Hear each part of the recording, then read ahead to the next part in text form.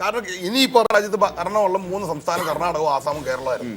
അതിലൊരു സ്ഥലത്ത് പ്രചരണത്തിന് വരാൻ ഈ AICC പ്രസിഡന്റ്, സർവശക്തനായ AICC വൈസ് പ്രസിഡന്റിന് ജലദോഷമായിരുന്നു എന്നൊക്കെ പറയുന്നതിനകത്ത് ഒരു യുക്തിയില്ലായ്മയുണ്ട്. ഇനിയിപ്പോ അങ്ങനെ അല്ലെങ്കിൽ ഞാൻ അതിനകത്ത് തിരുത്തപ്പെടാൻ തയ്യാറാണ്.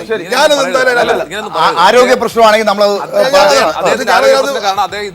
അതിനുശേഷം ഇന്ന് വരെ ഒരു പൊതുപരിപാടിക്കും പോയിട്ടില്ല. പക്ഷേ അതൊരു ദൈവാനുഗ്രഹമാണ്. അപ്പൊ പനി വന്നതെന്നാണ് അദ്ദേഹം പറഞ്ഞത്.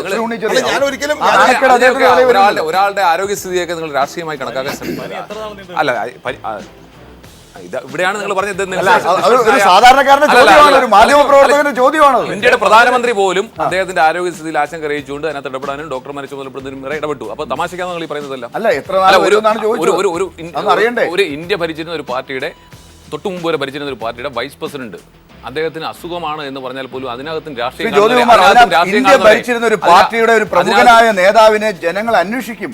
അദ്ദേഹത്തിന് പനി വന്നാൽ അവർക്കും ഉണ്ട് ആശങ്ക. എന്താണ് ഇത്രയും ഉണ്ടോ എന്നൊക്കെ അവർ ചോദിക്കും. പക്ഷേ അതിനകത്തും രാഷ്ട്രീയം കാണുന്നതിനെ ഞാൻ പറഞ്ഞോളൂ, ചോദിക്കുന്നതിനല്ല പറഞ്ഞത്. എന്തായാലും ഒരു കാര്യം ശ്രീ ജ്യോതികുമാർ മനസ്സിലാക്കുക, ഇപ്പൊ ജയിച്ചിരിക്കുന്ന 20-22 MLA കോൺഗ്രസിന്റെ ഉണ്ടെന്നാണ്. 21 മുസ്ലിം ലീഗുമായിട്ട് നെക്ക് ആൻഡ് നെക്ക് ഫൈറ്റാണ് നടക്കുന്നത്. ലീഗിന് 18. ഏതെങ്കിലും സ്വതന്ത്രന്മാർ ഈ ലീഗിലോട്ട് മാറിയാൽ തീർന്നു കാര്യം. അപ്പം എന്തായാലും 21 MLA പ്രതിപക്ഷ നേതൃസ്ഥാനം നിങ്ങൾക്ക് തന്നെയാണ്. ഇനി പാർലമെന്റിൽ ഏതുപോലെ ഒരു പ്രശ്നം ഉണ്ടാകുമെന്ന് എനിക്കറിയില്ല. 21 ആണെങ്കിൽ ഈ പ്രതിപക്ഷ നേതൃസ്ഥാനം കൊടുക്കാതിരിക്കാൻ അങ്ങനെ വല്ലതും ഉണ്ടോ? അങ്ങനെ ആണല്ലേ, 10%. അതിന്റെ കണക്കെടുത്ത് നോക്കണം. എന്തായാലും ഈ പ്രതിപക്ഷ നേതൃസ്ഥാനം ഉണ്ടെങ്കിൽ അത് ഐ ഗ്രൂപ്പിന് തന്നെ കിട്ടും. കാരണം കൂടുതൽ ആളുകളും ജയിച്ചു വന്നിരിക്കുന്ന ഐ ഗ്രൂപ്പിൽ നിന്നാണ്. ഇതൊരു പാരവെപ്പ് അടിയെന്നുള്ള വലി ഏതെങ്കിലും മറ്റേ ഗ്രൂപ്പുകാരുടെ തോൽവിക്ക് കാരണമായോ എന്ന് മുരുകൻ സംശയിച്ചാൽ ശ്രീ ജ്യോതികുമാറിന്റെ മറുപടി. മുരുകൻ സംശയിച്ചെന്ന് പറയട്ടെ. അതല്ല, ഇത്ര ചർച്ചകളിൽ അത്ര സംശയങ്ങൾ ഉയർന്നു വരും. അതിന് മറുപടി പറയാൻ കഴിയില്ല. ഞാൻ ലാലിന്റെ സംശയമായി വന്നാൽ ഞാൻ അതിന് മറുപടി പറയുന്നുള്ളതാണ് ലാൽ മുരുകനിലേക്ക് ചാരുന്നത്. എന്തായാലും ആ ചോദ്യം നിൽക്കട്ടെ. ഞാൻ വളരെ വ്യക്തമായി പറഞ്ഞു, കോൺഗ്രസിനെ സംബന്ധിച്ച് എത്ര MLA മാരുണ്ടോ അവർ കൂടിയിരുന്നു അവരുടെ പാർലമെന്റ് പാർട്ടി ലീഡറെ തീരുമാനിക്കും. അതിനകത്ത് എന്താ തർക്കം? ഇവിടെ എന്താ തർക്കം പ്രതിപക്ഷ നേതാവ് ആകാനുള്ള ഒരു ശ്രമം നേരത്തെ നിങ്ങൾ ആദ്യം ചർച്ച ചെയ്യപ്പെടേണ്ട ഇവിടെ ആദ്യം ചർച്ച ചെയ്യപ്പെടേണ്ടത് മുഖ്യമന്ത്രി ആരെന്നതിനെ സംബന്ധിച്ച് പിണറായി വിജയനാണോ അച്യുതാനന്ദനാണോ അതൊന്നും തീരുമാനമാക്കാൻ. കാരണം അതല്ലേ തീരുമാനിക്കേണ്ടത്, ഇതിനല്ലേ പ്രതിപക്ഷ നേതാവിനെ ആലോചിക്കേണ്ടത്. എന്താണ് നിങ്ങളുടെ തീരുമാനം? ശ്രീ കോടിയേരി എന്തോ പറഞ്ഞു കേട്ടു, നിങ്ങളുടെ തീരുമാനം എന്താണ്? ആരാണ് മുഖ്യമന്ത്രി? ശ്രീ സോമപ്രസാദ് MP മുഖ്യമന്ത്രി ആരാണ് എന്നതിനെ സംബന്ധിച്ച് പാർട്ടി സംസ്ഥാന കമ്മിറ്റിയും LDFന്റെ സംസ്ഥാന നേതൃത്വം കൂടി ആലോചിച്ചിട്ട് ഒരു അഭിപ്രായ വ്യത്യാസവുമില്ലാതെ വളരെ കൃത്യമായി തീരുമാനിക്കേണ്ട സമയത്ത് തീരുമാനിച്ചിരിക്കും. പിന്നെ ശ്രീ ജ്യോതികുമാർ ഒരു കാര്യം മുമ്പേ സംസാരിച്ച കൂട്ടത്തിൽ പറഞ്ഞു, അത് ഈ CPIMന്റെ സെക്രട്ടറി തെരഞ്ഞെടുപ്പിൽ പരാജയപ്പെട്ടാൽ ഇലക്ഷനിൽ പരാജയപ്പെട്ടാൽ രാജിവെക്കുകയോ ഇല്ലയോ എന്നുള്ളത്. CPIMന്റെ ഒരു ഘടന വ്യത്യസ്തമാണ്. അവിടെ CPIMന്റെ ബന്ധപ്പെട്ട ഘടകങ്ങൾ ചർച്ച ചെയ്തിട്ടാണ് ഈ കാര്യങ്ങളെല്ലാം തീരുമാനിക്കുക. ഇപ്പോൾ സ്ഥാനാർത്ഥിയെ തന്നെ തീരുമാനിക്കുന്നു. ആ സ്ഥാനാർത്ഥിയെ തീരുമാനിച്ചതിന് ജനാധിപത്യപരമായി ഉൾപാർട്ടി ജനാധിപത്യം മുഴുവൻ കാത്തു സൂക്ഷിച്ചുകൊണ്ട് അതിൻ്റെ ഘടകങ്ങളാണ് തീരുമാനിച്ചത്. ഇവിടെ കോൺഗ്രസിൻ്റെ സ്ഥാനാർത്ഥിയെ തീരുമാനിച്ചത് 3 നേതാക്കന്മാർ ഡൽഹിയിൽ പോയി ഡൽഹിയിലുള്ള ചില നേതാക്കന്മാരുമായിട്ട് ചർച്ച ചെയ്തിട്ടാണ്. ഏത് ഘടകമാണ് ചർച്ച ചെയ്ത് തീരുമാനിച്ചത്? ഈ ശ്രീ KPCCയുടെ പ്രസിഡന്റ് മുഖ്യമന്ത്രിയും അതോടൊപ്പം തന്നെ ശ്രീ രമേശ് ചെന്നിത്തല ഒന്ന് കൂടിയാൽ ഒരു ഘടകമാണ്. കോൺഗ്രസിൻ്റെ ഏത് ഘടകമാണത്? അപ്പോൾ ഒരു ഘടകവും കൂടി തീരുമാനിക്കാതെ 3 നേതാക്കന്മാർ മാത്രം തയ്യാറാക്കി ഒരു ലിസ്റ്റ് തയ്യാറാക്കുക, ഹൈക്കമാൻഡിൻ്റെ അടുത്ത് പോവുക, അവിടെ വെച്ച് സംസാരിക്കുക, എന്നിട്ട് അത് പ്രഖ്യാപിക്കുക. അത് ആ ഒരു സിസ്റ്റമല്ല CPIMനുള്ളത്, ഇടതുപക്ഷ ജനാധിപത്യ പ്രസ്ഥാനങ്ങൾക്കുള്ളത്. അവർക്ക് ആ പാർട്ടിയുടേതായിട്ടുള്ള ഘടകങ്ങളിൽ ചർച്ച ചെയ്ത് തീരുമാനം എടുത്തിട്ടാണ് നടപ്പാക്കുക. ആ ഒരു കൂട്ടായ നേതൃത്വമുണ്ട്. ഇവിടെ ഒരു കാര്യം കൂടെ, എന്തുകൊണ്ടാണ് ശ്രീ ഉമ്മൻചാണ്ടി മാറുമോ മാറത്തില്ലയോ എന്നുള്ളതിനെ സംബന്ധിച്ചുള്ള ചോദ്യം, ഈ തെരഞ്ഞെടുപ്പിൻ്റെ പരാജയത്തിൻ്റെ മുഖ്യ ഉത്തരവാദിത്വം അദ്ദേഹത്തിനാണോ അല്ലയോ എന്നുള്ള ചോദ്യം ഉയർന്നു വരുന്നത്? ഇവിടെ സൂചിപ്പിച്ചതുപോലെ 7 ദിവസക്കാലം ഡൽഹിയിൽ നടന്ന നാടകത്തിൽ ഏറ്റവും പ്രധാനപ്പെട്ട റോൾ വഹിച്ച ആളാണ് മുഖ്യമന്ത്രി. KPCC പ്രസിഡന്റ് മാറ്റണമെന്ന് ആവശ്യപ്പെട്ട 5 മന്ത്രിമാരെ, ആരോപണ വിധേയരായിട്ടുള്ള ആളുകളെ ആ ലിസ്റ്റിൽ നിന്ന് മാറ്റണമെന്ന് ആവശ്യപ്പെട്ടിട്ട് എന്നെ കൂടി മാറ്റ്, ഞാനും കൂടെ മാറിയിരിക്കാം എന്ന് പറഞ്ഞുകൊണ്ട് വെല്ലുവിളി AICC ലീഡർഷിപ്പിനെതിരായിട്ട് ഹൈക്കമാൻഡിനെതിരായിട്ട് വെല്ലുവിളി നടത്തി സമരം നടത്തി അദ്ദേഹമാണ് ഉൾപ്പെടുത്തിയത്. സ്വാഭാവികമായിട്ട് അദ്ദേഹത്തിന് കാര്യത്തിൽ ശ്രീ ജ്യോതികുമാർ ഇവിടെ തർക്കിക്കുന്നുണ്ടെങ്കിലും കോൺഗ്രസിനകത്ത് തന്നെ ഈ ഉമ്മൻചാണ്ടിയുടെ ഇത്തരം പ്രവൃത്തികളോടുള്ള എതിർപ്പുള്ള ഒരുപാട് പേരുണ്ട്. ശ്രീ ജ്യോതികുമാറും അതിനോട് അങ്ങനെ പൂർണ്ണമായി യോജിക്കുന്ന ആളാണെന്ന് ഞാൻ അല്ല അദ്ദേഹം പറഞ്ഞ രണ്ട് കാര്യം ഒരു കാര്യം ഞാൻ അദ്ദേഹത്തിന് വേണ്ടി വഴങ്ങിയതാണ്. ഞാൻ ഒന്ന് രണ്ട് കാര്യം പറയാൻ വരുമായിരുന്നു. അതായത് ഇത്തവണ ഈ പറഞ്ഞ ഡോക്ടർ ലാൽ പറഞ്ഞ പോലുള്ള ഒരു AI ഞാൻ കേട്ട വാർത്ത പോലെയുള്ള അതല്ല 3-4 അങ്ങനെയുള്ള ഗ്രൂപ്പിസത്തിന്റെ ഒരു അതിപ്രസരവും ഇല്ലാതാണ് ഇത്തവണ കോൺഗ്രസ് ഇലക്ഷനെ നേരിട്ടത്. എന്നിട്ട് ഇങ്ങനെ സംഭവിച്ചു എന്നുള്ള വേറൊരു കാര്യം. ഞാൻ പറയാൻ സമ്മതിക്കും. ഗ്രൂപ്പില്ലാത്ത ആരാണ് മത്സരിച്ചത്? ഞാൻ ഒരു കാര്യം പറയട്ടെ, ഡൽഹിയിൽ നടന്ന ഇപ്പൊ ചർച്ചയെ കുറിച്ച് MP പറഞ്ഞല്ലോ, ഒരാഴ്ച അവിടെ നീണ്ടു. രാഹുൽ ഗാന്ധിയുടെ കുറെ സ്ഥാനാർത്ഥികൾ, VM സുധീരന്റെ ചില സ്ഥാനാർത്ഥികൾ, ഉമ്മൻചാണ്ടിയുടെ ചില സ്ഥാനാർത്ഥികൾ, ഞാൻ പാനലിസ്റ്റായിട്ട് ഇരിക്കേണ്ട കാര്യമില്ലല്ലോ.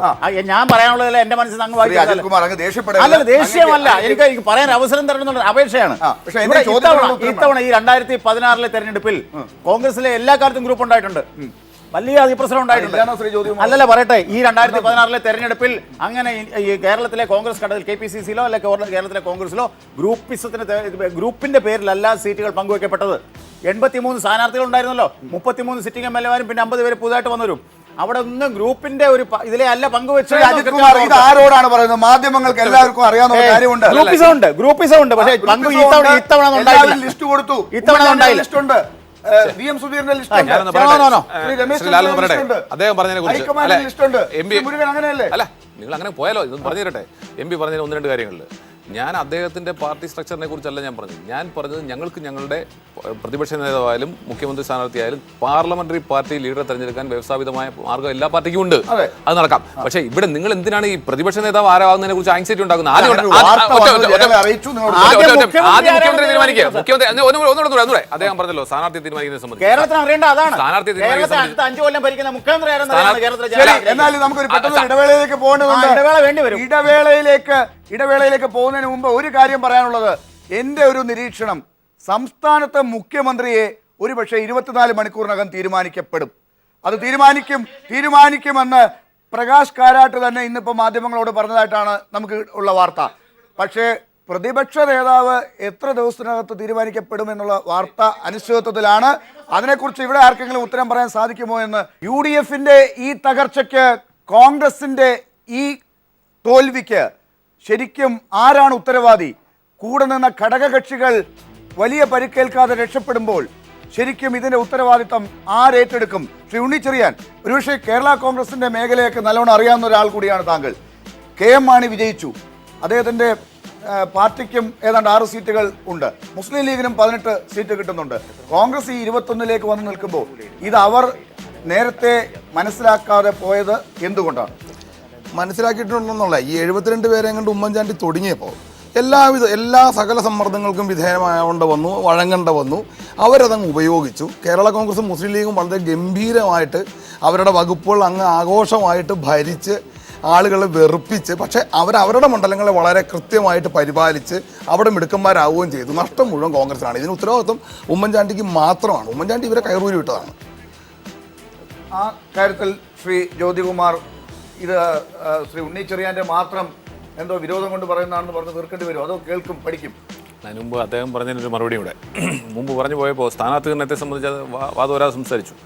അദ്ദേഹത്തിൻ്റെ സംസ്ഥാന സെക്രട്ടറി ഓരോരുത്തർക്കും വന്ന് വടിയെടുത്ത് ചൂരിലെടുത്ത് ഇതാണ് ഇന്നിൻ്റെ സ്ഥാനാർത്ഥി മര്യാദയ്ക്ക് എന്നോണെന്ന് പറഞ്ഞ ചരിത്രങ്ങൾ ഒരുപാടുണ്ട് ഈ തെരഞ്ഞെടുപ്പിൽ. അദ്ദേഹത്തിൻ്റെ ഇറ്റ്സ് മെറ്റീരിയൽ അദ്ദേഹത്തിൻ്റെ ജില്ലയിൽ ഉൾപ്പെടെ സംഭവിച്ചിട്ടുണ്ട്. അദ്ദേഹം ഉൾപ്പെടെ പങ്കെടുത്ത കമ്മിറ്റി പറഞ്ഞിട്ടുണ്ട്. അത് പോട്ടെ, ഞങ്ങളെ സംബന്ധിച്ച് അത് ഞാനത് പറഞ്ഞല്ലോ, കൊല്ലത്തെയും ഇരുവിപുരത്തെ ഉൾപ്പെടെ. ഞാൻ മറ്റു കാര്യത്തിലേക്ക് വരാം. ഞങ്ങളുടെ സ്ഥാനാർത്ഥി പത്തനംതിട്ട ജില്ലയിൽ ആറന്മുളയിലേക്ക് എവിടുന്നാണ് കൊണ്ടുവന്നത്? അതിന്റെ പിന്നിലെ ചേതോവികാരം എന്തായിരുന്നു? നിങ്ങളുടെ പാർട്ടിയുടെ അധ്യക്ഷൻ ചൂരലെടുക്കുന്നതായിട്ട് കാണിച്ചാൽ, അദ്ദേഹം ഒന്ന് ഫയർ ചെയ്ത് സംസാരിച്ചാൽ അദ്ദേഹം പറയുന്നത് ആരും കേൾക്കുന്ന പോലുമില്ല. ഒരു മിനിറ്റ്, ഞങ്ങളുടെ സ്ഥാനാർത്ഥി നിർണയത്തെ സംബന്ധിച്ച് ഞാൻ പറഞ്ഞു തീർന്നിട്ട് അത് ഞാൻ വെയിറ്റ് ചെയ്യാം. പക്ഷേ ഞങ്ങളുടെ സ്ഥാനാർത്ഥി നിർണയത്തെ സംബന്ധിച്ച് വളരെ വ്യക്തമായിട്ട് താഴെയുള്ള ഏറ്റവും താഴത്തെ ഘടകമായ മണ്ഡലം പ്രസിഡന്റ് മുതൽ മുകളിലോട്ടുള്ള മുഴുവൻ ആളുകളുടെ അഭിപ്രായം ചോദിച്ച് അവർ പറഞ്ഞ പേരുകളല്ലാതെ ഒരു പേരും ഈ പാനലിൽ വന്നിട്ടേയില്ല. അവരുടെ താഴെ തലത്തിൽ നിന്ന് ചർച്ച ചെയ്ത്, ജില്ലാ തലത്തിൽ ചർച്ച ചെയ്ത്, KPCC തലത്തിൽ ചർച്ച ചെയ്ത് എല്ലാവരുടെയും അഭിപ്രായം ഏകീകരിച്ച് ക്രോഡീകരിച്ചതിന് ശേഷം ഈ താഴെ തട്ടിലുള്ളവരെയൊക്കെ നിങ്ങൾ തെരഞ്ഞെടുത്തതാണോ ജനാധിപത്യ മാർഗത്തിലൂടെ?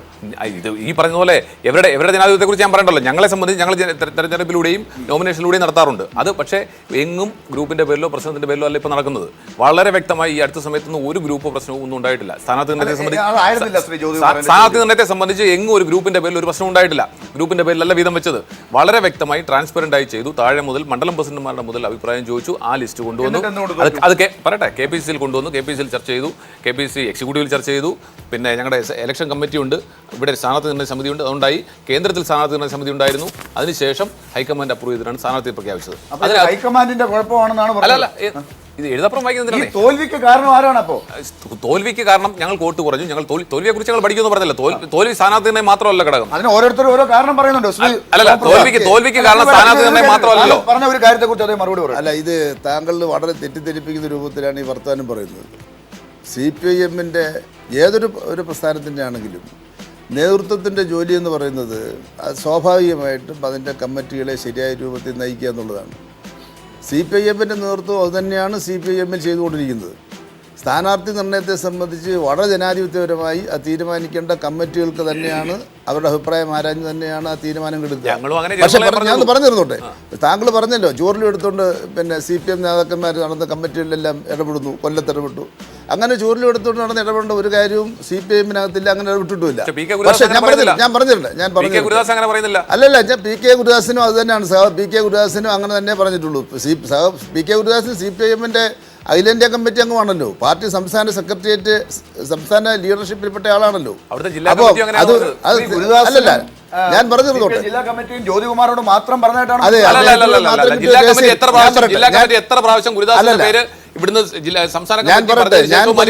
ഞാൻ കൊല്ലത്തെ സംബന്ധിച്ച് താങ്കൾ പറഞ്ഞത് കൊല്ലത്ത് നടന്നിട്ടുള്ള സ്ഥാനാർത്ഥി നിർണ്ണയത്തിലെല്ലാം തന്നെ പങ്കെടുത്തിട്ടുള്ള അവരുടെ ലീഡർഷിപ്പിക്കുന്ന ഒരാളാണല്ലോ ഞാൻ. എനിക്ക് നേരിട്ട് അറിയാവുന്നതുപോലെ, ഞാൻ പങ്കെടുത്ത ഒരാൾ നേരിട്ട് അറിയാവുന്നതുപോലെ താങ്കൾ ഈ പുറത്തു നിന്നുകൊണ്ട് ഇങ്ങനെ ഒരു അന്തരീക്ഷത്തിലൂടെ യാത്ര ചെയ്ത്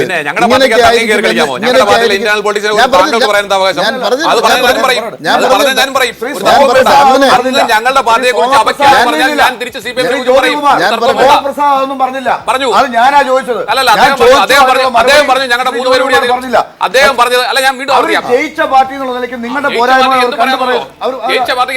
ഞാൻ ചോദിച്ചത് ഞങ്ങളുടെ സ്ഥാനാർത്ഥികളെ സംബന്ധിച്ച് അദ്ദേഹം അപഖ്യാതി പറഞ്ഞാൽ സ്ഥാനാർത്ഥി നിർണ്ണയത്തിൽ നടന്ന യാഥാർത്ഥ്യങ്ങൾ ഞാൻ തുറന്നു പറയും. അല്ലല്ല, അവിഭക്ത കമ്മ്യൂണിസ്റ്റ് പാർട്ടിയുടെ കാലം മുതൽ കമ്മ്യൂണിസ്റ്റ് പാർട്ടി സ്ഥാനാർത്ഥികളെ തീരുമാനിക്കുന്നതിന് തുടർന്ന് വരുന്ന ഒരു നയമുണ്ട്. അത് പാർട്ടി അംഗങ്ങളെ മാത്രമായിട്ടല്ല, ഈ സമൂഹത്തിന്റെ വിവിധ മേഖലയിൽ പ്രവർത്തിക്കുന്ന ആളുകളെല്ലാം തന്നെ ഞങ്ങളുടെ സ്ഥാനാർത്ഥി ലിസ്റ്റ് ഉൾപ്പെടുത്താറുണ്ട്. താങ്കൾ 1957 നടന്ന ആദ്യത്തെ തെരഞ്ഞെടുപ്പ് മുതൽ ഇങ്ങോട്ടെടുത്ത് പരിശോധിച്ച് നോക്കിയാൽ പിന്നെ സ്ഥാനാർത്ഥികളെ MLA-മാരായിട്ട് മത്സരിക്കാൻ സ്ഥാനാർത്ഥികളെ തീരുമാനിക്കുന്ന കാര്യത്തിൽ, മന്ത്രിമാരെ തീരുമാനിക്കുന്ന കാര്യത്തിൽ ഒക്കെ തന്നെ കമ്മ്യൂണിസ്റ്റ് പാർട്ടിയുടെ മെമ്പർമാരെ മാത്രമായിട്ടല്ല തീരുമാനിച്ചിട്ടുള്ളത്. സമൂഹത്തിന്റെ എല്ലാ മേഖലയിൽ നിന്നുള്ള ആളുകളെ അതിനകത്ത് ഉൾപ്പെടുത്തിയിട്ടുണ്ട്. സാഹിത്യകാരന്മാര്, കലാകാരന്മാര്, എഴുത്തുകാര്, സിനിമാക്കാര്, ആ പാരമ്പര്യം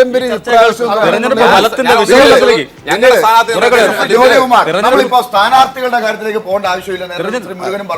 തെരഞ്ഞെടുപ്പ് ഫലത്തിന്റെ വിശകലനത്തിലേക്കാണ്. ആ ഫലത്തിലേക്ക് വരുമ്പോ സ്ഥാനാർത്ഥി നിർണ്ണയിച്ചതിനെ കുറിച്ചും പാർട്ടിയുടെ ഘടനയെക്കുറിച്ചും നോക്കുകയാണെങ്കിൽ ഈ കണക്ക് ഞാൻ ആ ചർച്ചയെ വഴിമാറ്റി കൊണ്ടുപോകാൻ വേണ്ടിയാണ് ഞാനൊരു ചോദ്യം ശ്രീ ജ്യോതികുമാറിനോട് ചോദിച്ചത്. നിങ്ങൾക്ക് 21 സീറ്റ് കിട്ടി, 18 സീറ്റാണ് മുസ്ലിം ലീഗിന്, 6 സീറ്റ് കേരള കോൺഗ്രസിന്. നിങ്ങൾ ഇങ്ങനെ തകർന്നു പോയത് മറ്റുള്ളവരെ ഇങ്ങനെ കൂടുതൽ ഘടകകക്ഷികളുടെ കുഴപ്പം കൊണ്ടല്ലേ? നിങ്ങൾ എന്തുകൊണ്ട് ഇങ്ങനെ ഈ ആവശ്യമില്ലാത്ത പാപഭാരം നിങ്ങൾ വേറുന്നു? അത് മാത്രമല്ല ഘടകങ്ങൾ, ഒരുപാട് ഘടകങ്ങൾ. ഇപ്പൊ പരാജയം ഞാൻ പറഞ്ഞല്ലോ, 2011 ശേഷം അതാണ് ചർച്ച ചെയ്യേണ്ടത്. ഇപ്പോൾ 2006 നടന്നിരിക്കുന്ന പരാജയത്തിന് തുല്യമായിട്ടുള്ള പരാജയം തന്നെയാണ് ഉണ്ടായിരിക്കുന്നത്. ഈ പരാജയത്തെ സംബന്ധിച്ച് ഒന്നിലധികം ഘടകങ്ങൾ ഉണ്ടാകാം. എന്തൊക്കെയാണ് ആ ഘടകങ്ങളെന്ന് സംബന്ധിച്ച് ഞങ്ങൾ വ്യക്തമായി പഠനം നടത്തും. നിങ്ങളത് പഠിച്ചു കഴിഞ്ഞിട്ട് നിങ്ങൾക്ക് അപ്പം മിണ്ടാൻ സാധിക്കും. നിങ്ങൾ അതേസമയം ബാക്കിയുള്ളവരുടെ കുഴപ്പങ്ങളെല്ലാം പറയും. ബാക്കിയുള്ളവർ നമ്മളെ ആക്രമിക്കാൻ ഘടകകക്ഷികളുടെ മൊത്തം സീറ്റ് നോക്കുകയാണെങ്കിൽ കോൺഗ്രസിനേക്കാൾ കൂടുതലുണ്ട്. കോൺഗ്രസിനേക്കാൾ കൂടുതൽ വരുന്നത് സ്വാഭാവികമായിട്ടും പ്രതിപക്ഷ നേതൃസ്ഥാനം കുഞ്ഞാലിക്കുട്ടി ക്ലെയിം ചെയ്താലും നമുക്ക്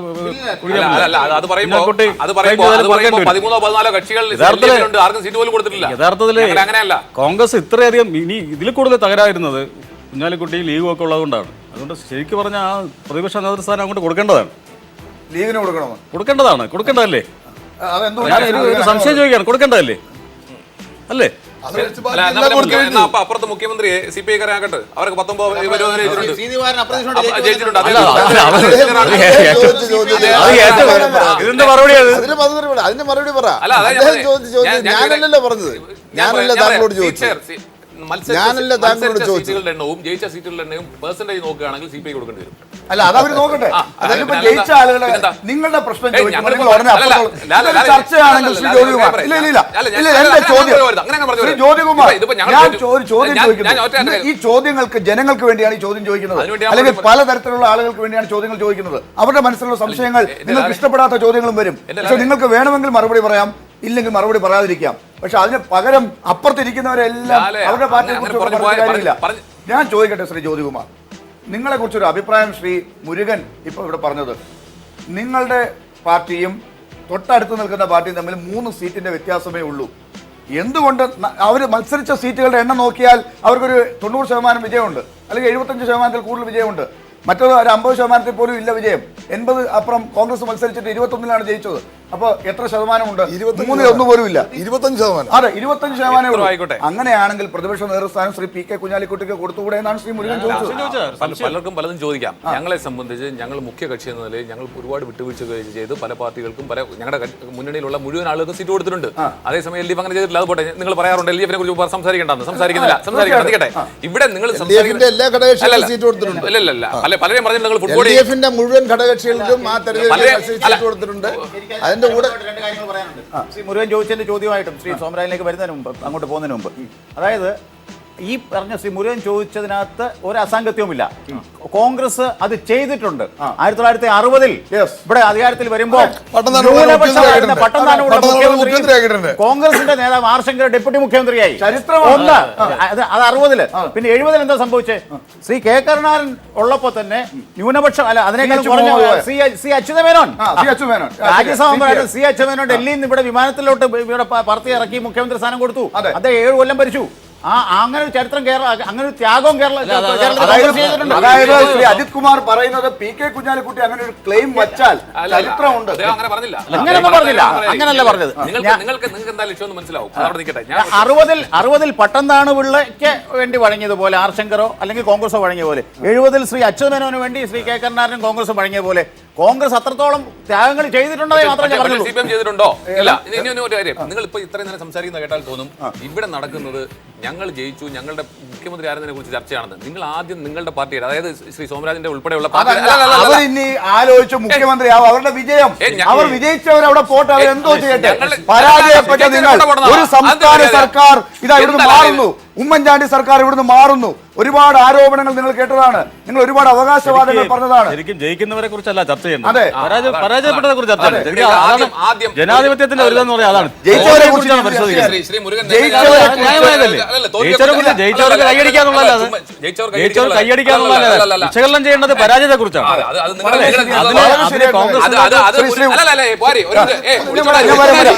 മാത്രം പറഞ്ഞാൽ മതി. ഞാനൊരു കാര്യം ചോദിക്കട്ടെ, 21 സീറ്റ് എന്നുള്ള ഒരു അവസ്ഥയല്ലേ കേരള നിയമസഭയിൽ കോൺഗ്രസ് ഇതിനു മുമ്പ് എന്നാണ് പോയത്? ഇതിനേക്കാളും വലിയ ദുരന്തം ആ പാർട്ടിക്ക് ഉണ്ടാവാനില്ല. ഞാൻ ആലോചിക്കുന്നത് ഇവിടെ ഞങ്ങൾക്ക് ഒരു എതിരായ ഒരു മാൻഡേറ്റ് ഉണ്ടായിരിക്കുന്നു, ഞങ്ങൾ അത് അംഗീകരിക്കുന്നു. പക്ഷേ നിങ്ങൾ അംഗീകരിച്ച് ചർച്ച വേറെ വഴിക്ക് പോകാൻ പറ്റില്ല. ഇന്ന് ശ്രീ ജ്യോതികുമാർ ഒന്ന് മനസ്സിലാക്കുക, അതായത് കേരളത്തിന്റെ ഒരു വിധി വന്ന ചർച്ചയാണ്. കേരളം കാത്തിരുന്നത് ആര് ജയിക്കുമെന്നാണ്. കേരളത്തിലെ ജനത വിധി എഴുതി ഇടതുപക്ഷം ജയിച്ചു, അതവിടെ മാറി നിൽക്കുന്നത്. ഇനി 6 മാസം അവർ ഭരിച്ചിട്ട് നമുക്ക് അവരെ വിലയിരുത്താം.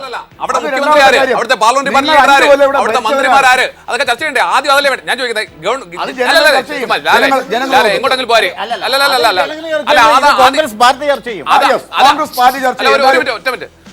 ഇവിടെ മാൻഡേറ്റ് ഉണ്ടായിരിക്കുന്നത് LDF അനുകൂലമായിട്ടാണ്.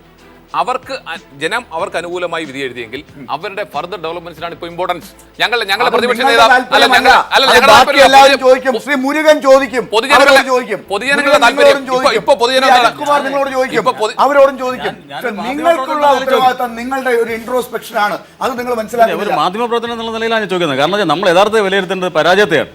എന്തുകൊണ്ട് നിങ്ങൾക്ക് അതിൽ നിന്ന് പാഠങ്ങൾ ഉൾക്കൊള്ളാനും. നമുക്ക് പെട്ടെന്ന് ഒരു ഇടവേളയിലേക്ക് പോകേണ്ട സമയമായിരിക്കുന്നു.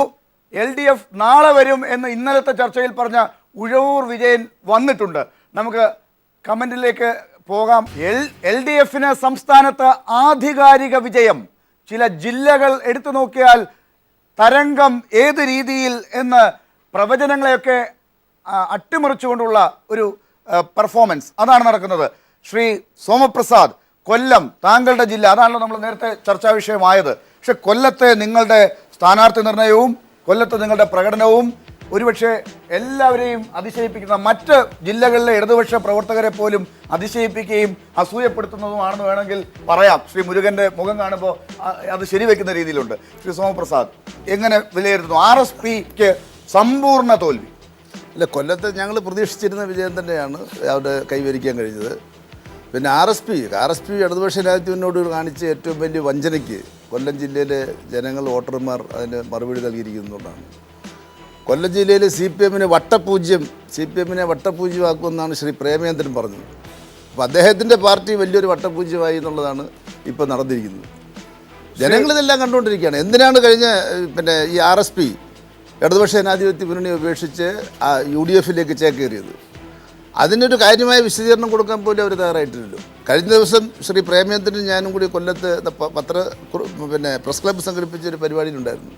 അദ്ദേഹം അതിൽ വെച്ച് പരസ്യമായിട്ട് സമ്മതിച്ചു, ഞങ്ങൾക്ക് ഒരു സീറ്റ് UDF തന്നു, അതുകൊണ്ട് ഞങ്ങൾ UDF-ലേക്ക് പോകുന്നു, അല്ലാതെ UDF-ലേക്കുള്ള മാറ്റത്തിന് യാതൊരു തരത്തിലുള്ള നയപരമായിട്ടുള്ള അടിസ്ഥാനവുമില്ല എന്ന് അദ്ദേഹം വളരെ വ്യക്തമായി ഈ കഴിഞ്ഞ ദിവസം 2-3 ദിവസത്തിന് മുമ്പ് അദ്ദേഹം പറയുകയുണ്ടായി. അപ്പോൾ ഈ ഒരു സീറ്റിന് വേണ്ടി മാത്രം 1980 മുതൽ തുടർന്ന് വന്നൊരു മുന്നണി പൊളിച്ച് അപ്പുറത്ത് പോയതിന് ജനങ്ങൾ നൽകിയ ഏറ്റവും വലിയ പ്രതികാരമാണത്. ഒരുപക്ഷെ ചില മണ്ഡലങ്ങൾ, ഇപ്പോൾ ഷിബു ബേബി ജോണിനെ എതിർത്തത് CMPയുടെ വിജയൻ പിള്ളയാണ്. ഇപ്പം നേരത്തെ ശ്രീ ജ്യോതികുമാരൊക്കെ പറഞ്ഞതുപോലെ കൊല്ലത്ത് മുകേഷിന് കൊടുത്തു, അതുപോലെ വിജയൻ പിള്ളയ്ക്ക് കൊടുത്തു, ഇതൊന്നും ശരിയായില്ല എന്നൊക്കെ വേറെ രീതിയിലുള്ള പ്രചരണങ്ങളൊക്കെ തെരഞ്ഞെടുപ്പിൻ്റെ മുൻഘട്ടങ്ങളിലൊക്കെ മാധ്യമങ്ങളിലൂടെയൊക്കെ ചർച്ചയായതാണ്. പക്ഷെ നിങ്ങളുടെ തീരുമാനം ശരിവെക്കുന്ന റിസൾട്ട് വന്നത്, അത് ഇപ്പം എന്ത് മറുപടി പറയും അവരോട്? അല്ല, ആ തീരുമാനങ്ങളെല്ലാം ശരിയായിരുന്നുള്ള ജനങ്ങൾ അംഗീകരിച്ചല്ലോ റിസൾട്ടിലൂടെ. സ്ഥാനാർത്ഥി നിർണയത്തെ സംബന്ധിച്ച്, സ്ഥാനാർത്ഥിയെ നിർണ്ണയിക്കുന്ന സമയത്ത് ഇടതുപക്ഷ ജനാധിപത്യ മുന്നണി നിർണ്ണയിച്ച സ്ഥാനാർത്ഥിയെ സംബന്ധിച്ച ചില അഭിപ്രായ വ്യത്യാസങ്ങൾ UDF പ്രചരിപ്പിക്കാൻ ശ്രമിച്ചത് ഏറ്റവും തെറ്റായിരുന്നു. ഞങ്ങൾ തീരുമാനിച്ചത് ഓരോ നിയോജക മണ്ഡലത്തിലേക്കും ആപ്റ്റായിട്ടുള്ള കാൻഡിഡേറ്റ്, ആ കാൻഡിഡേറ്റിനാണ് LDF തീരുമാനിച്ചത്. അത് വളരെ ശരിയായിരുന്നു എന്നുള്ളതാണ് ചവറയുടെ കാര്യത്തിലും തന്നെ വന്നിരിക്കുന്ന ഏറ്റവും പ്രധാനപ്പെട്ട ഒരു തീരുമാനം. ഷിബു ബേബി ജോണിനെ പോലെ ഒരാൾ എന്ന് പറഞ്ഞാൽ 2 RSPയും കൂടെ ഒന്നാവുകയാണ്. ഒന്നാവുന്ന സമയത്ത് കഴിഞ്ഞ പാർലമെൻറ്റ് തിരഞ്ഞെടുപ്പിൽ റിസൾട്ടൊക്കെ വെച്ച് പരിശോധിച്ച് നോക്കിയാൽ വലിയ വിജയം ഷിബുവിന് കിട്ടേണ്ടതാണല്ലോ. അത് കിട്ടാതെ അവിടെ 6000 പേരെ വോട്ടിന് ശ്രീ വിജയൻപിള്ള വിജയിക്കുന്ന സാഹചര്യം വന്നു എന്ന് പറഞ്ഞാൽ ഈ എടുത്ത തീരുമാനങ്ങൾ, ഇടതുപക്ഷ ജനാധിപത്യ മുന്നണി എടുത്ത തീരുമാനങ്ങൾ ശരിയായിരുന്നു എന്നുള്ളതും വെറും പാർട്ടി മെമ്പർമാരാണ് എന്നുള്ളത് കൊണ്ട് മാത്രമായിട്ട് സ്ഥാനാർത്ഥികളെ തീരുമാനിക്കുകയല്ല, ജനങ്ങളാകെ തന്നെ അതിലേക്ക് വരുന്നതിന് മുമ്പ് RSP LDF വിട്ട RSPക്ക് ജനം കൊടുത്ത ശിക്ഷയാണ്, കൊല്ലത്തെ ജനം കൊടുത്ത ശിക്ഷയാണെന്ന് ശ്രീ സോമപ്രസാദ് പറഞ്ഞതോട് ഞാൻ വിയോജിക്കുന്നു. അതിനുശേഷമല്ലേ ശ്രീ NK പ്രേമചന്ദ്രൻ വൻപിച്ച ഭൂരിപക്ഷത്തോടെ ലോക്സഭയിലേക്ക് തെരഞ്ഞെടുക്കപ്പെട്ടു പോയത്. കുണ്ടറ മണ്ഡലത്തിൽ പോളിറ്റ് ബ്യൂറോ മെമ്പർ MABക്ക് പോലും കാലിടറിയ കുണ്ടറ മണ്ഡലത്തിൽ നിന്ന് എത്ര മൃഗീയ ഭൂരിപക്ഷത്തോടാണ് NK പ്രേമചന്ദ്രൻ.